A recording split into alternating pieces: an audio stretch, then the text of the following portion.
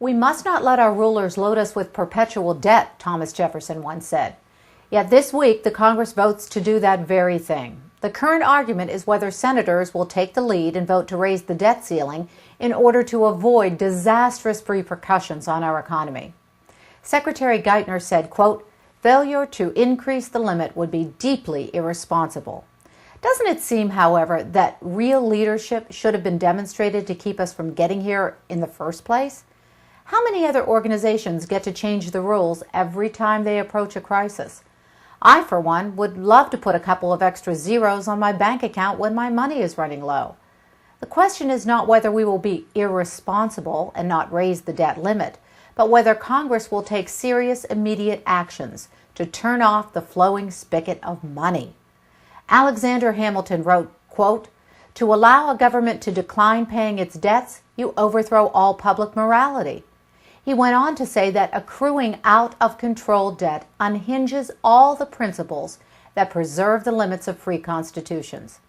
Our freedom is derived from our ability to manage and control our country independently from the will of hardworking people. With every dollar we owe a foreign nation, we chip away at that freedom.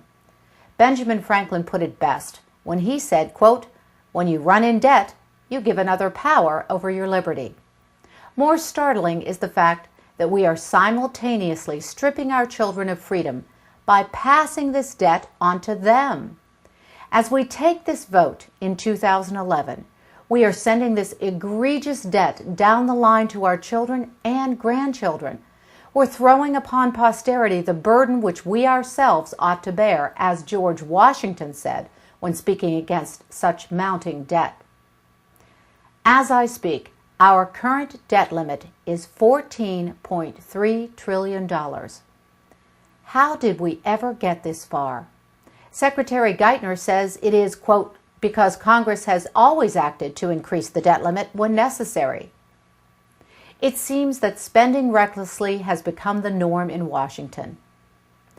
Geithner goes on to say that if we do not raise the debt ceiling yet again, it will be harmful to the interests of every American. Mr. Secretary, I believe the position of our nation is currently in is gravely harmful to Americans.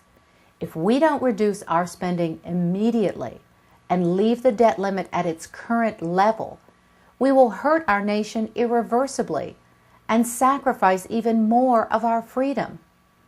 And then our liberty will become just a thing of the past as we become more and more enslaved by the yoke of our debt. Let's be careful to heed the words of our founders.